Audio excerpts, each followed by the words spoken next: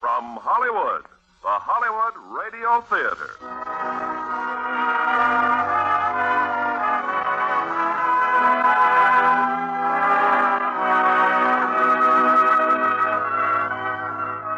Starring Charlton Heston and Joan Fontaine in The President's Lady. Ladies and gentlemen, your producer, Mr. Irving Cummings.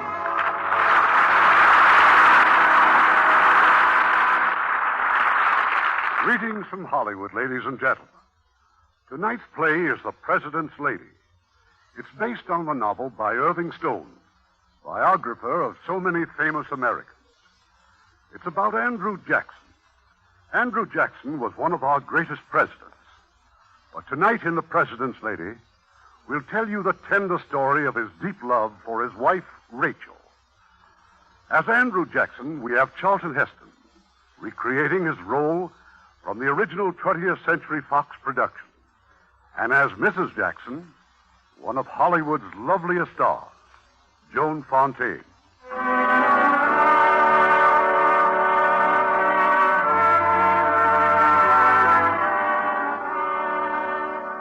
The year is 1789, the Tennessee Territory. Not far from the settlement of Nashville is the Donelson place, where a few moments ago a stranger on horseback rode through the stockade.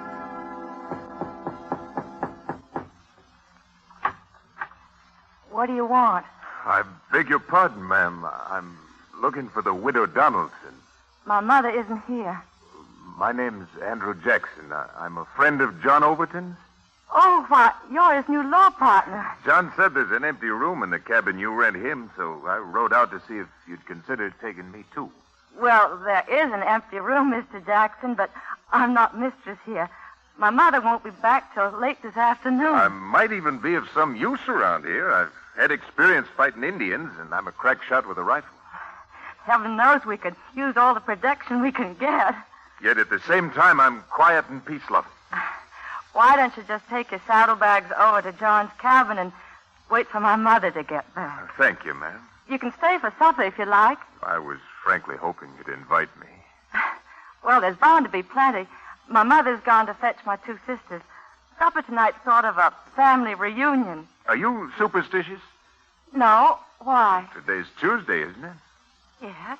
You know, everything that ever turned out right for me was something I started on a Tuesday.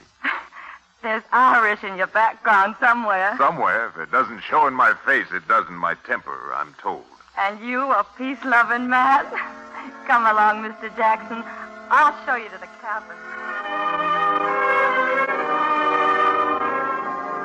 That was their meeting, Andrew Jackson and Rachel. And that night at supper. Don't tell me we're late, Miss Rachel. I've just been telling Andrew that you don't get fed around here unless you're on time. Too many mouths to feed tonight to wait on you, John Overton. Sit down. Thank you. Well, here he is, everyone. My new law partner, Andrew Jackson. This is my mother, Mr. Jackson. And the finest woman in the whole Cumberland. How do you do, ma'am? And my sister Jane. The prettiest. My sister Mary. The sweetest. My brother Samuel. The fightingest. And my brother William. The stubbornest. Now, all these young'uns, Andrew, they belong to Mary and Jane. But, where are your husbands? Oh, they're home, Cousin John.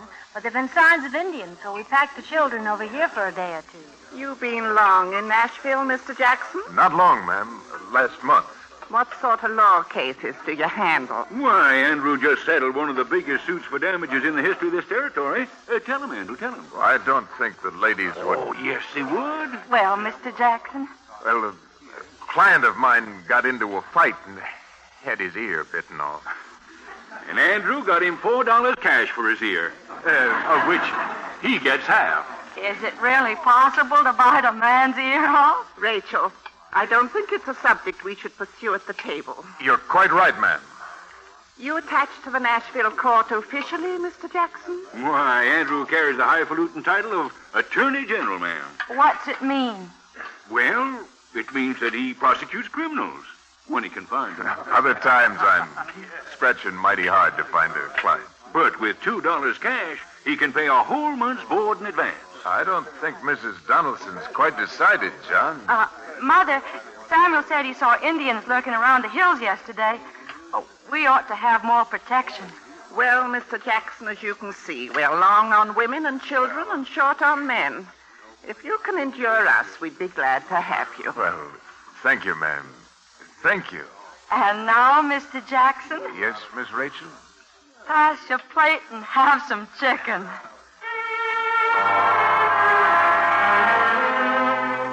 There was sort of a celebration that night, what with visiting relations and a brand new boarder and dancing and apple cider. And then someone else rode through the stockade. He came looking for Rachel, and he found her dancing with a man he'd never seen before. Excuse me, sir. Yes?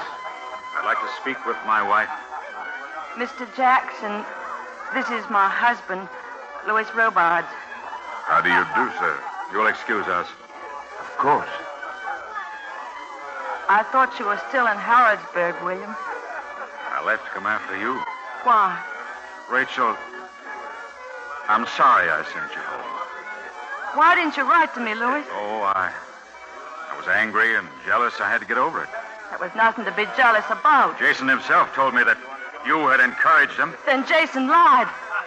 If he weren't your cousin, I'd have ordered him right out of the house. I want you back again, Rachel. I want to take you back home again.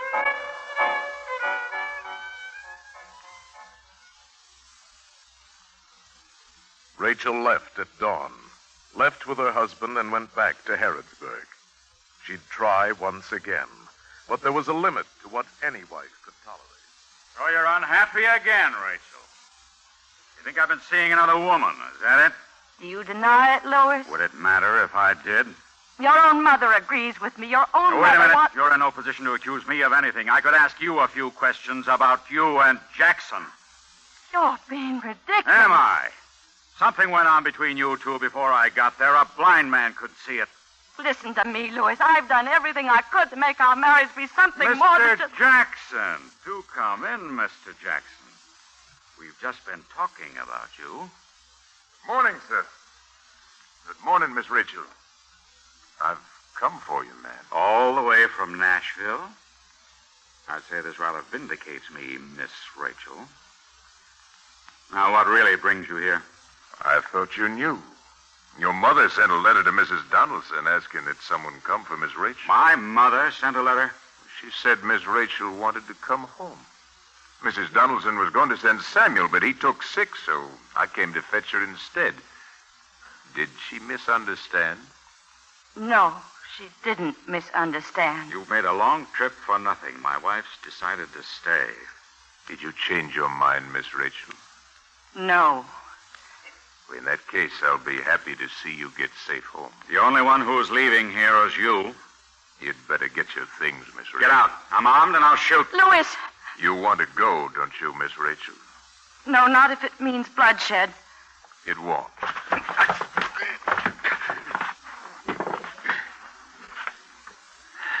I'll leave your pistol with the servant at the gate, Mr. Robards.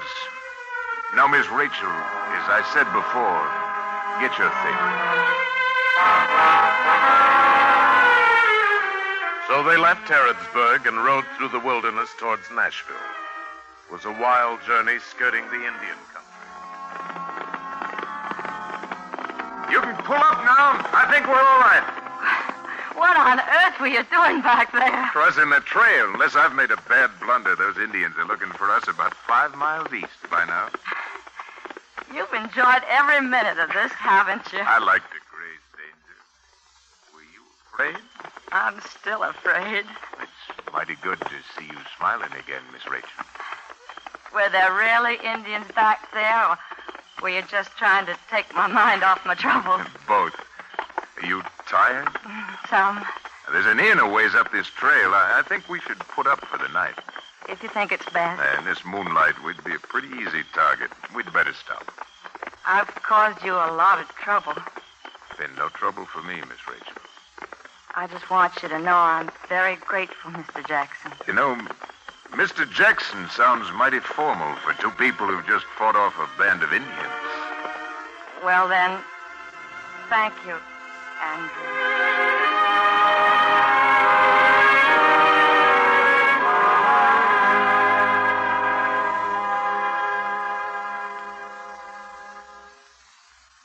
come home again.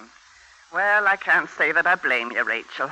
But before you go in the house... I know, Mother, I know, and I'm sorry coming back and being a burden to you again, but it got so that I just couldn't... Oh, you don't have to explain. What I started to tell you is that Louis is here. Here? He rode all night. He's waiting for you out at the stockade. You'd better see him.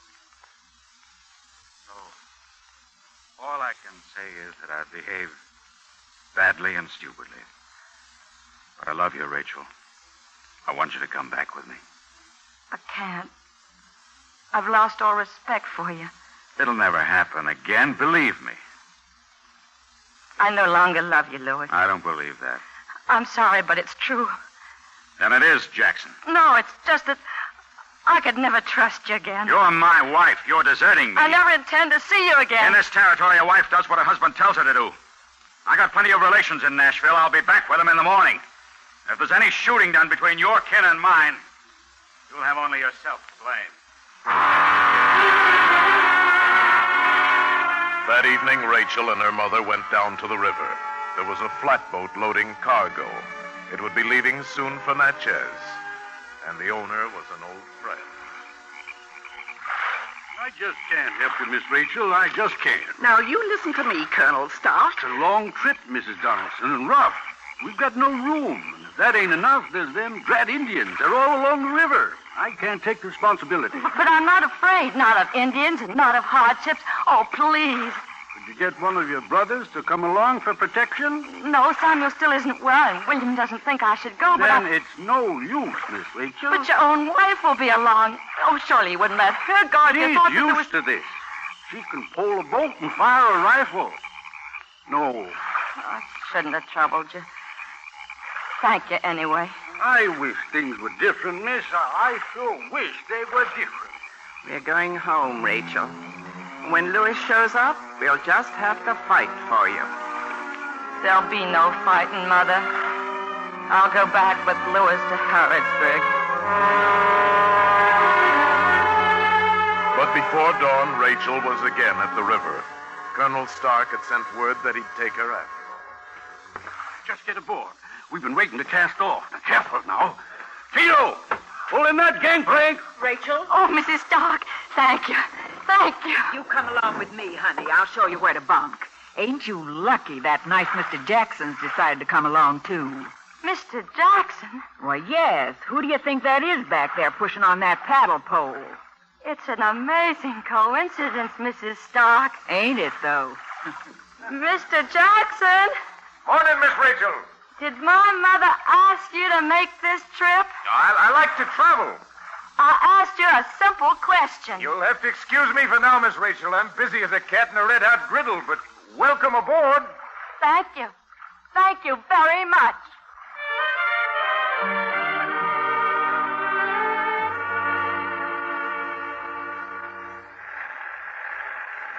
That's all there is to it, Miss Rachel. The current carries us along. All I have to do is steer. You're a man of many accomplishments, aren't you? Well, if you've a hand free, here, cup of coffee. Thanks. Now get back under cover before you catch your death. Andrew, I want to apologize. I was rude this morning when I found you aboard. Rude and ungrateful. Look at me. Don't ever apologize for anything, Rachel. Not you and never to me. Now go on, get back in there before you get soaked. Battered and scarred by the Indians, the little flatboat plodded her way down the river and finally to Natchez. But now Rachel faced a new and terrible problem, for she'd fallen hopelessly in love with the tall young lawyer. It had been arranged that Rachel would stay with an aunt and uncle. They were people of means with a great plantation. Soon after Rachel's arrival, they gave a ball in her honor. Well, Andrew, just don't stand there staring at me. It just shows you what a fool I can be. I didn't think it possible you could be more beautiful. It's just the gown. Cousin Margaret loaned it to me, and I'm so laced up I can hardly breathe. My heart's pounding in my ears. Mine, too, and I'm not laced up. We'd better go inside. The guests are starting to arrive. A moment, Rachel. I spent all day in Natchez. I've made inquiries. You can get an annulment here in Spanish territory. We could be married right away. And go back home together? No, darling. No, we couldn't go home. But why not? Because we wouldn't be legally married any place but here. We could never go back? Now, what would be wrong with spending the rest of our lives here? No. No, I don't want you to have to give up anything for me ever. What would I be giving up that means anything to me? I couldn't be happy any place in the world without you. We can build a good life for ourselves here. Marrying here would only be a way of getting around the law. Our love is right and good. Our marriage must be right and good, too. I won't have it imprison you or cost you anything. It has to be here, Rachel, and not at all. Maybe if you went back and talked to Mother Robards, she'd get Lewis to petition for divorce. He'd never set you free. Oh, but I know she'd do anything she can to help us. And then, if there's no way out, I'll marry you here. Look, I'll do anything you ask me to, but, darling, why do we waste months, maybe years, that we could have together? We just decided to wait. You decided. And you agreed. I said I'd go back. I didn't say I wanted to, or even that I thought it was best. Rachel, I'm not a fickle man. I've never loved before, and I'll never love again, but things can happen. Let's be together now while we can. I still have a husband. A cat. All right, I'll go. Maybe I'll be back in 2 months, or maybe 2 years, or maybe not at all. Maybe you'd prefer If that. that risk will make you happy, I'll try to make you happy. Later that same night, a letter arrived by mail rider. It was from Nashville, from Andrew's partner, John. What is it, Andrew? The letter, tell me. It says we can get married now. Here, right away. Your husband got a divorce. Who sent the letter? John Overton. Robards went to the legislature. They granted his petition. Oh, darling, I knew it was going to turn out this way. Now, let me read what John says. I'll tell you about it. Why can't I read it? Andrew, there's something wrong about the divorce. It's not the way we wanted it, darling, but the fact is you're free. How did he get the divorce? On what grounds? All that matters is that we can be married. Andrew, on what grounds? He accused you of leaving him for another man. He names me. Now, darling, please try to think only of what this means to us. It means that I'm marked for life. Rachel, listen to me. The divorce is already granted. We'll make the best of it. We'll not let anything mar our future now, especially the past. How could he have been so spiteful? Oh, don't be unhappy now. Please. Help me, Andrew. I need you now more than ever. Help me. Rachel.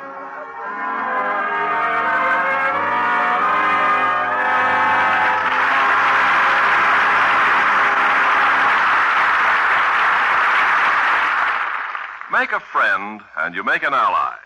There's a thought for you to keep in mind, as many another American has. Not so long ago, the city of Port Angeles, Washington, adopted a 5-month community improvement plan. A plan designed to teach a community how to improve culturally, economically, socially, and spiritually. The plan was such a success that the United States State Department brought over 8 people from the little town of Rosenheim in Bavaria to see how the plan worked.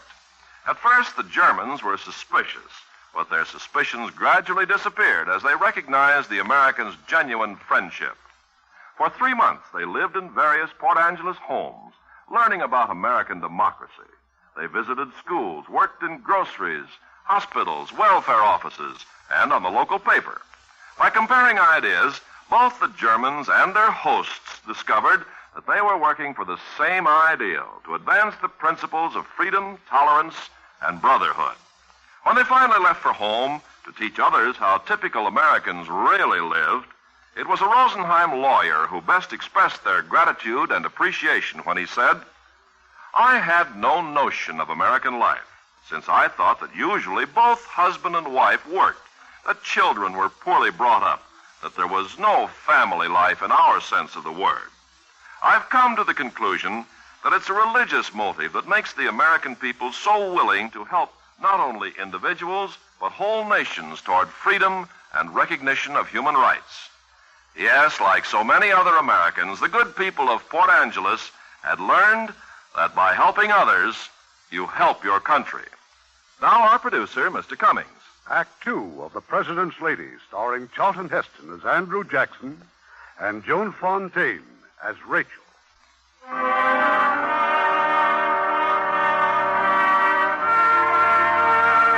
Andrew and Rachel were married.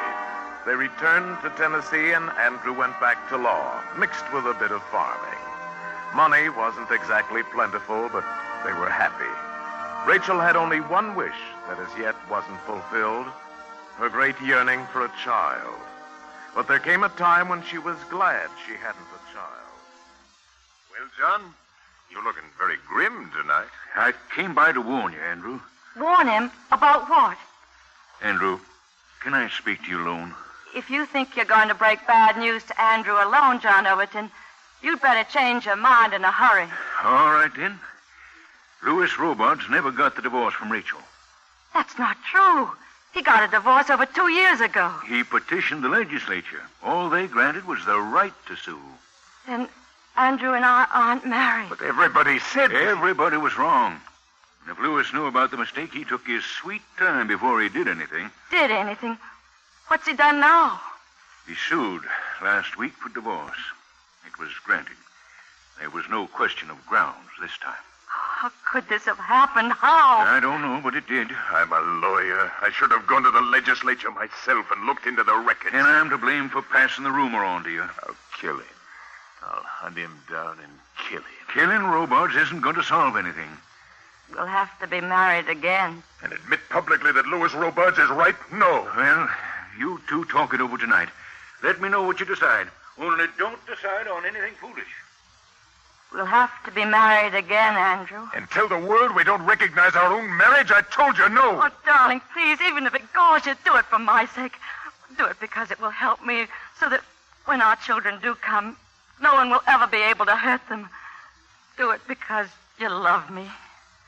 All right. I'll do it. Not because I think it's right, but because I can't deny you anything that's in my power to give you. Thank you. But a second marriage didn't help them much. People talked and whispered and smiled. On the afternoon of the wedding, Andrew and Rachel drove their wagon into Nashville. There were supplies they needed at the general store. Here's a list of what I want, Mr. Clark. Our wagon's right out front. Why, that's Miss Rachel out there, isn't it? I wish she'd come on in. She'd rather not, Mr. Clark. And between us, gentlemen, I'd like to ask Rachel that myself. Which one of you mentioned my wife's name? I did. What did you say? I was speaking to friends, Mr. Jackson. You were talking about my wife. Sir, most everybody's talking about your wife.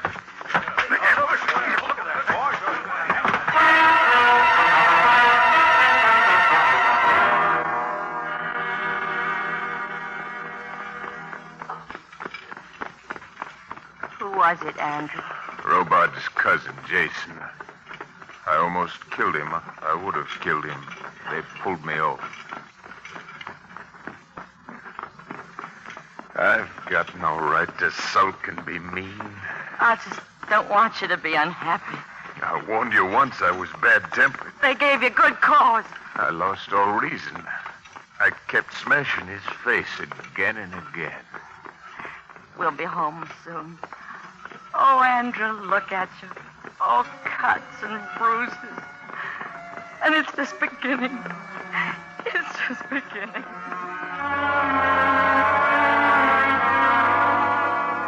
That same afternoon, something else occurred that put a sudden and tragic end to the gossip. The Creek Indians renewed their bloody massacres. That's not all, Rachel. They found William, your brother William. He's dead. He was on his way to be at our wedding. William, no. I'm going back to Nashville tonight. The creeks are aiming to wipe us out for good. We've got to get organized to fight them. I may be gone for a long time, Rachel. The farm, don't worry about it.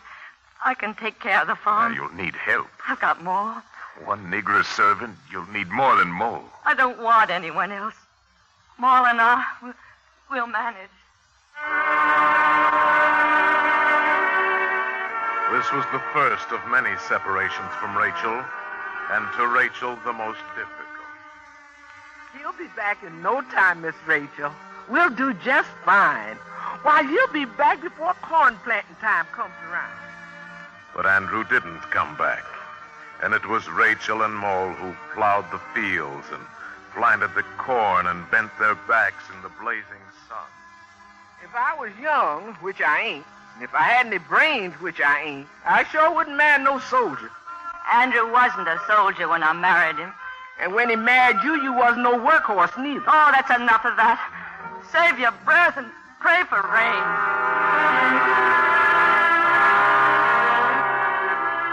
The corn they planted, they harvested themselves, and they cut the wood that was to keep them warm for the winter. And in the spring, it was Rachel and Mole who again turned the furrows and sowed the seed. And then Andrew came home. Rachel? Well, what is it, darling? I'm no ghost, believe me. No, don't come any closer. Who's going to stop me? Oh, you don't understand my dress, my hair. Oh, Andrew, I'm all dirt and rags. You're beautiful. You're beautiful. I was trying to. I wanted it. Just let me hold you. Just let me kiss you. Darling, you're so thin. I lost a few pounds. You're not sick. Hard as nails. Andrew, what's that? Oh, I almost forgot. Come on outside. I've brought you a present, my saddlebag. A baby. Honey, you said you wanted one, and since I've been away for over a year, this is the best I could do for you. Andrew, what is it all about? Oh, what a sweet little mite. He's an Indian baby. I found him on the battlefield with his dead mother. We killed so many of his people, I figured we owed him a lot. Poor little thing. Can we keep him? I don't see why not. When I asked the Indians to take him, they were going to kill him. No. Oh, how helpless and dear. Look, he's smiling. Oh, he's sweet enough. I've been feeding him for 6 weeks on brown sugar and water. No milk? Now, where would I get milk? It's a wonder the child's alive. It's a wonder any of us are alive. Andrew, what's his name? Well, the Indians called him Linkoya. Linkoya? Well, what does it mean? The abandoned one. Well, Linkoya, you can keep your name. And you'll never be abandoned again. Never.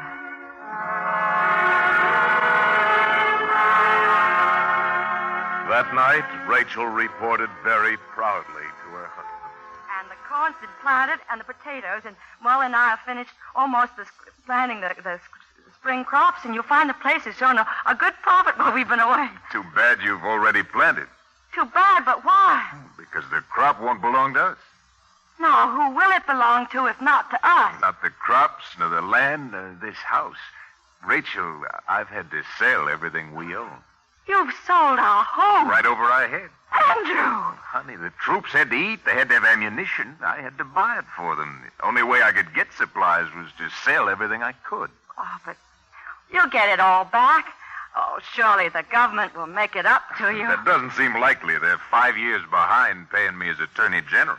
Well, at least we don't owe anyone anything. I wish that was so. The fact is, I've signed notes putting myself in debt for the next 15 years. Andrew, if we haven't a house, where are we going to live? I stopped in Nashville just long enough to buy us a new place. I'm going to make it the showplace of this country. How can we buy a new place if we haven't any money? Well, that's why we're in debt. I figure the time to dare to pull yourself up to the heights is when everyone thinks you've failed. Yes. Yes, I see. I do you a great injustice, Andrew. Once in a while, I worry about the future. Andrew built the house in Nashville, and he named it the Hermitage, a mighty fine house. There was only one thing wrong. He never spent much time in it. I don't know about you, Miss Rachel, but it seems to me that when he ain't off fighting Indians, he's off in Washington fighting Congress. And when he ain't in Washington, he's Stop off... it, Ma.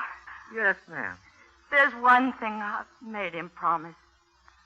I made him promise that if I die first, he'd make my tombstone an angel, waving goodbye to him.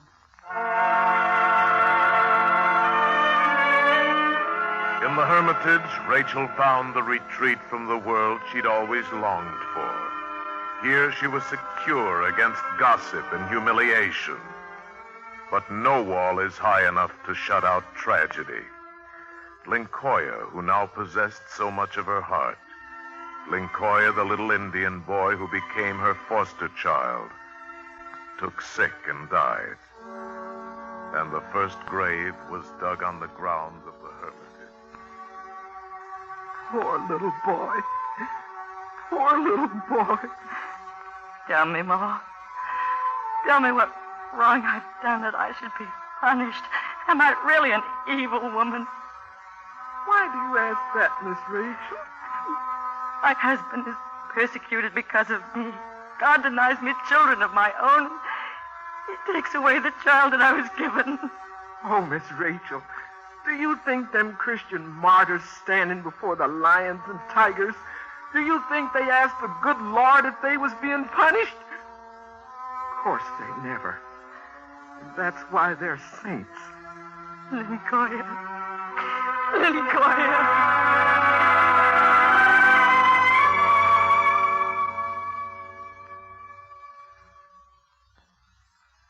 Andrew finally came home from Washington, and Rachel invited some of his friends to celebrate his homecoming.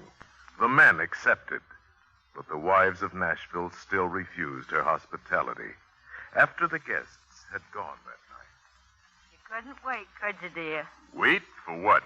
Gambling. Oh, that's nothing but a horse race. I got tired listening to Irwin tell me what a good colt he's got. So you're going to race him.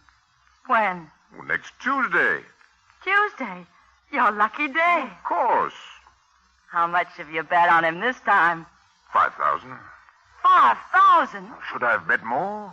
Well, we don't have $5,000. You know that. Yeah, but no one else knows it. And what if we lose? My note is good. No one would refuse it. Andrew, sometimes I think politics have taught you to be devious. I didn't have to be taught. I come from a long line of horse traders. You tired? Very. Well, if you don't mind, I think I'll have another pipe before I go up. Then I'll sit with you. Oh, thanks.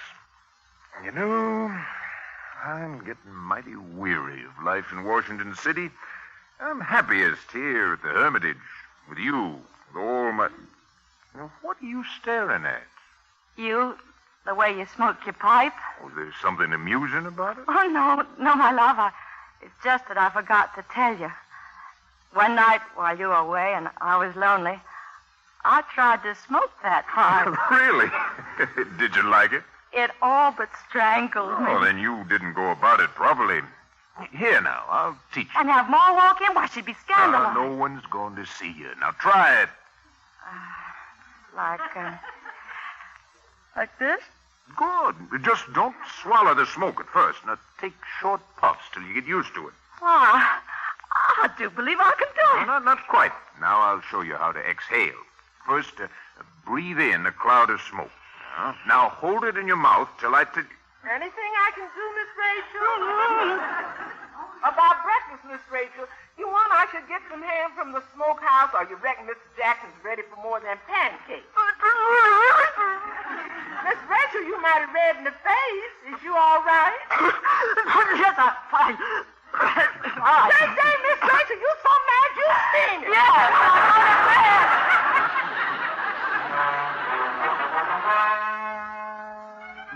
The horse race was an event long to be remembered.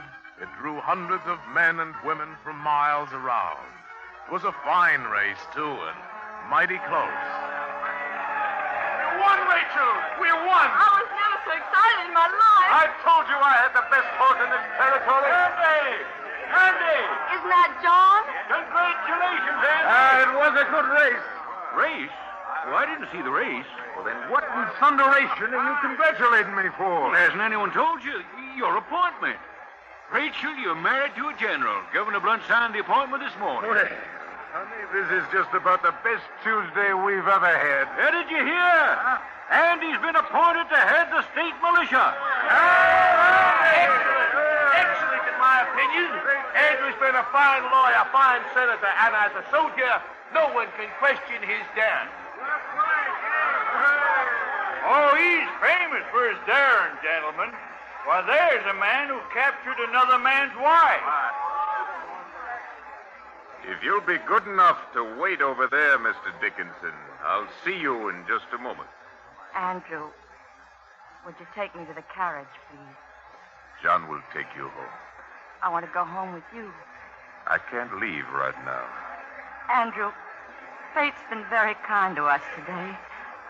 We can afford to be generous. I'll have John take you home.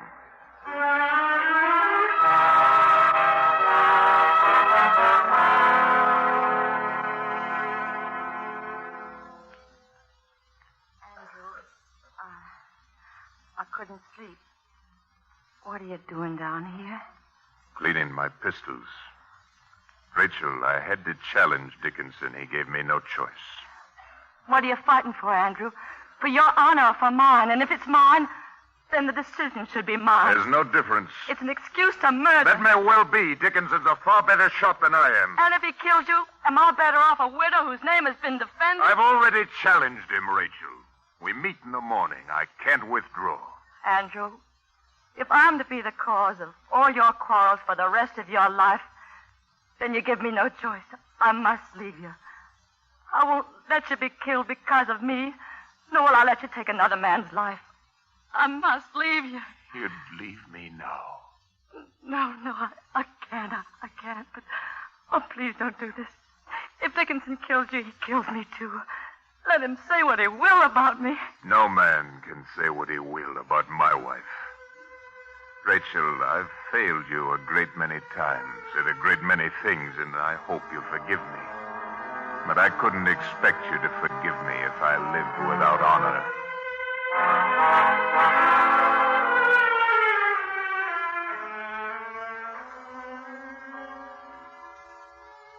It's 4 o'clock, Andrew. You told me that... Andrew? I'm already up, darling. John and Dr. May are waiting for me downstairs. Now kiss me goodbye. Andrew, do be careful. I'll be careful. Come home to me as quickly as you can.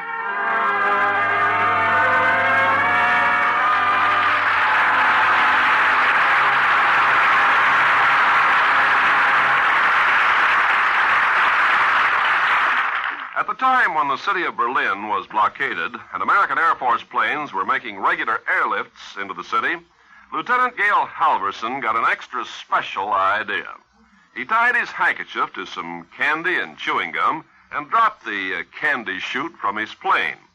Well, this was the beginning of Operation Little Vittles, and soon from the aircraft of Lieutenant Halverson and his buddies, thousands of candy chutes dropped every day to the German children around Tempelhof Air Force Base.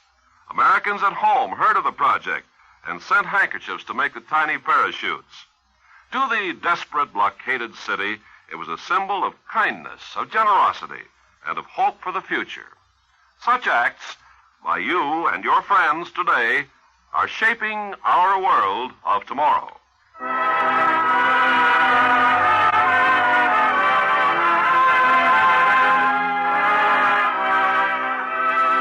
Pause now for station identification.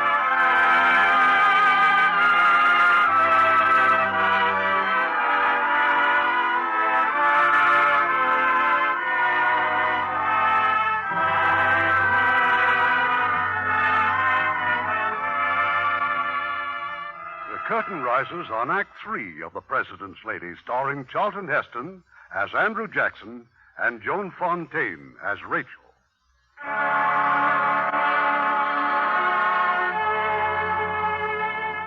The duel was fought across the Tennessee border in Kentucky. Andrew had left before sunrise, nor did he return till long after dark. They carried him into the Hermitage, John Overton and Dr. May. They put him on his bed, and Dr. May removed his coat and rolled up his sleeves. Andrew. You see, Rachel, I was careful. Doctor, how bad is it? His chances were good, but he insisted that we bring him back to you. This should have been attended to at once. Dickinson was not bragging, Rachel. His aim was perfect. This will hurt you, Andrew. I've got to probe. Just keep talking. You know how loosely that frock coat fits me? Yes, darling. Well, yes. standing sidewise as we did, it billowed out in front of me, saved my life by half an inch. When the bullet hit me, Andrew. I'm all right. And Mr. Dickinson? He's dead. Oh, Andrew, what can we do? Oh, why won't people leave us alone? I'll lift you so high that no one will dare whisper a word against you for the rest of our lives. Trust me, Rachel. Trust me.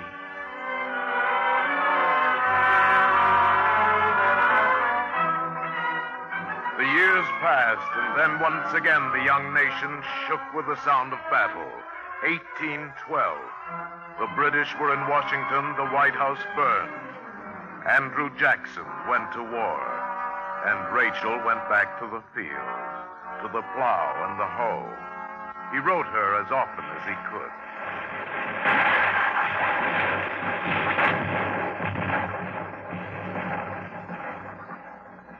And as I pen these words, my one consolation is to think of you sitting at the hearth, your needlework in your lap, the clock ticking the peaceful hours away.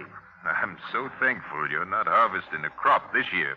The work is much too severe for any woman. Look at you. Just look at you.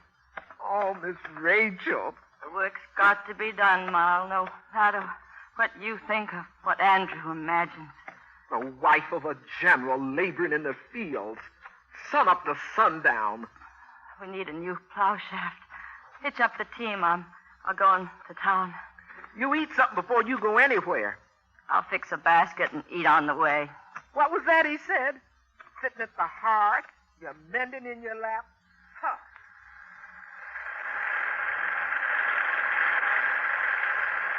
And with the coming of the rains, the men are grumbling again. The roads are impassable. But mud or not, we've got to move the cannon. You've no idea how exasperating such conditions can be.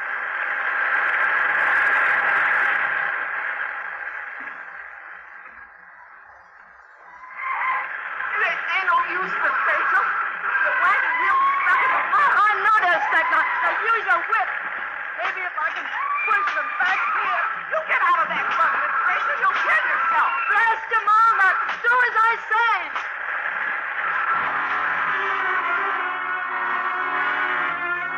In 1815, Andrew Jackson gave his country one of her greatest victories at the Battle of New Orleans. The war ended and Andrew came home. They had a year or so together, but Rachel knew that Andrew was never destined to be peaceful. I won't do it. He has no right to ask me. I've served my country enough for one man. Yes, dear, but who has no right to ask you what? The governor. He wants me to go back to the Senate. Well, I'm not going to do it. I have no intention of ever leaving the Hermitage again. Andrew? Now, there's no use arguing, Rachel. My mind's made up. But of course he went. Just for a year or so, but the year stretched into 4 and 5. He was sent to Florida to subdue more Indians. The president made him governor of Florida, but he resigned and at last returned to Tennessee. It's true, Andy, and you know it. The whole country wants you. They want you to run for the presidency. Oh, the presidency? What's your opinion, John? There's only one thing that can keep you out of the White House, and that's you yourself. You and your dang temper. Now, look here. He's quite right, dear. If you accept the nomination, you've got to accept the responsibility that goes with it. You can't fight back the way you've fought all your life. Rachel, will you please tell this stubborn mule how even-tempered I've become? Go on, John. I don't think you've got a gnat's notion of the kind of dirty campaign you'll be in for. They're determined back east not to have a Western president. And there's no weapon they won't use against you, no matter how rotten or dishonest. Oh, little name-calling's never riled me. Even if it involves Rachel? This is my fight, not Rachel's. We're no strangers to abuse, John. They'll dip their arrows in venom. They'll wound you if they can, Rachel, just to goad Andrew into fighting. They know if Andrew's temper makes him kill somebody, it'll re-elect Adams. Otherwise, you think I might conceivably make a good president. If you're not hanged in the meantime? Well, thank you, John. I'll weigh my temper with my wife and let you know what I decide. Well, just don't forget you've been warned. Good night, Rachel. Well, how would you like to be First Lady? And how would you like to be president? Why don't you figure on going into Nashville as soon as you're feeling better? Order yourself an inauguration dress. What'll I do with an inauguration dress if you're not elected? Isn't it a little late in life to stop gambling with me? Here, this is for you. It's a portrait, a miniature portrait. Rich. I had it painted for you just in case you'd decided to run. It goes in the back of your watch to remind you not to lose your temper. Well, what do you think of that? In case you don't recognize it, it is me. Yeah, it's just about the nicest present you could have thought of. I wanted to surprise you, but I'm afraid I'm the one who got the surprise. Just look at this. And I've always thought of myself as I was when we first met. I don't need any artist to help jog my memory. Unfortunately, the poor man couldn't paint me from your memory. He had to paint me as he saw me. It's a fine present, Rachel. Now, here, what is it? What do you want? Just my pipe. You see, I've learned all of your bad habits and none of your good ones. Oh, thank you, Andrew. And so Andrew Jackson started his campaign for the presidency. And there came a night when he spoke in Nashville. Rachel's illness had been getting worse. But unknown to Andrew, she insisted on coming into town to hear her husband's speech. And it has been said that I've had more experience in uniform than in government. This is true. I might add, it was also true of General Washington. Are you comparing yourself with General Washington? He was a gentleman. You're a gambler. I can't deny that. I've loved to gamble all my life. It's no secret. You're a murderer. You killed Charles Dickinson in cold blood. I defended my honor. He was killed in a fair duel. You stole another man's wife. I stole no man's wife. Read the 7th commandment, Jackson. Thou shalt not commit adultery. She's as much to blame as he is. They'll never let her degrade the White House. What man of you just said that? I did, Jason Robards. We don't want an adulteress in the White House. Andrew, no. Stay where you are. Get out of my way. Don't be a fool. You're playing right in their hands.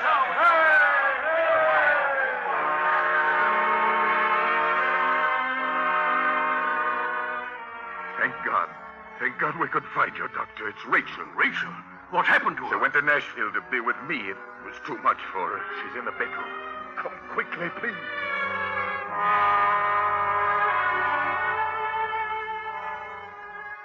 Rachel continued to fail. Her whole world had shrunk now to the 4 walls of her bedroom. The election, Andrew. Well, is there any word yet? I don't know. Now stop fidgeting. I'm trying to feed you. What is this stuff? Broth. Ma made it for you. Broth. And you're not to worry about the election. I want you to worry only about getting well. I heard carriages before. Who's here? Does it matter? John Overton, I suppose. Some of the others. Andrew, you tell me as soon as you hear. I'll tell you as soon as I hear.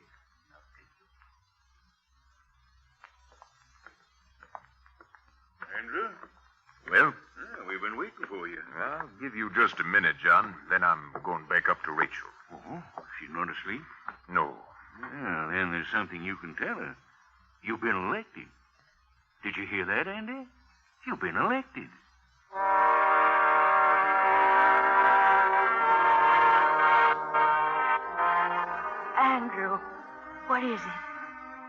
going to Washington City. You're the first lady. You kept your promise. You kept every promise you ever made to me. I was careful not to make any I couldn't keep. Mr. President, how can I tell you, Andrew?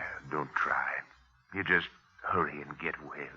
You think you can sleep now? Yes. You try. I'll leave the door. Late that night, as Andrew dozed by the fire, he heard a sudden cry. Andrew! He rushed to her side. Rachel was dying. I'm glad I never left you, even for your own sake. The doctor, Maul, the doctor. I'm not going to Washington City with you, after all. You're going with me. Do you hear? You're going with me. You're going to be there beside me. I can't. Just don't carry a spite with you. Oh, Miss Rachel. They killed her. They killed her just as sure as she was born. In the presence of this gentle soul, I can and do forgive my enemies. But those vile wretches who slandered her must look to God for mercy.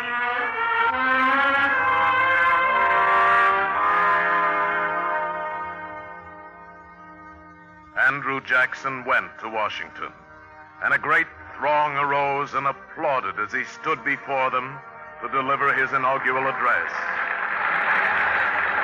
And he opened his watch and looked at the picture of Rachel, and in his heart he spoke to her.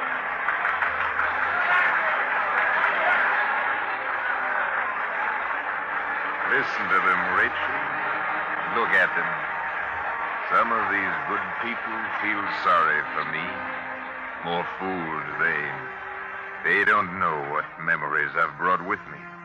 They can't see the way you looked that first day we met, when our whole lives lay ahead of us. But I see you. And what a vision you were that night in Natchez. And the way you looked with Lincoya, crowding his poor little life into a few short years. And the way you always ran to me when I came home again. The way you ran to me. Why, I have enough memories to sustain me all the days of my life.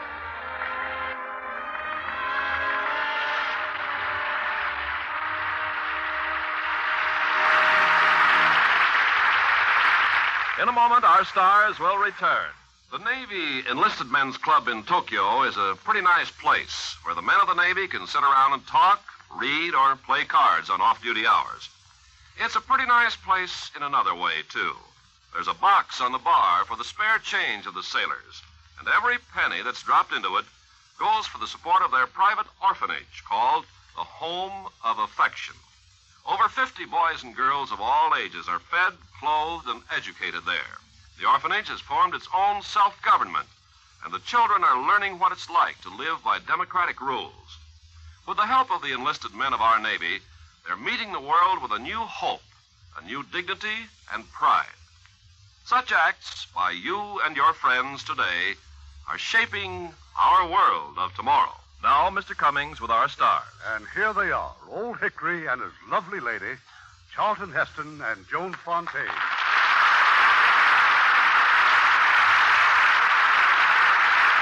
Charlton, you've been so busy in pictures and television, we always know where to find you. But Joan is the elusive one, always traveling. That's so, Joan. Didn't you just make a flying trip to Peru? Yes, I took my little adopted daughter Martita there for a visit. Peru is her birthplace, you know. With all the pictures you've made abroad lately, don't you lose track of Hollywood friends? Yes, but I always catch up with them. What's for next week, Irving? It's a motion picture we've had many requests to repeat. Samuel Goldwyn's unforgettable drama of Our Very Own. As you know, it's the heartwarming story of 3 young people and their problems. And so we've invited 3 of the most popular young players in Hollywood to be our stars. Terry Moore, Robert Wagner, and Joan Evans. What a wonderful combination. Good night. Good night. Good night, and come back real soon.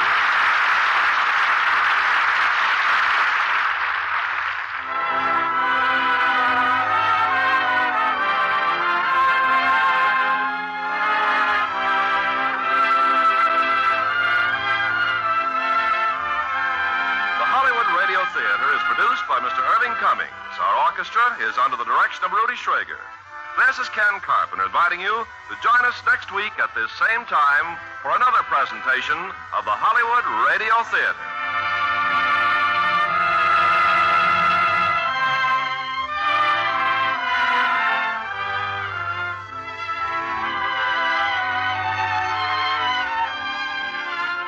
Hollywood Radio Theatre is a presentation of the United States Armed Forces Radio and Television Service.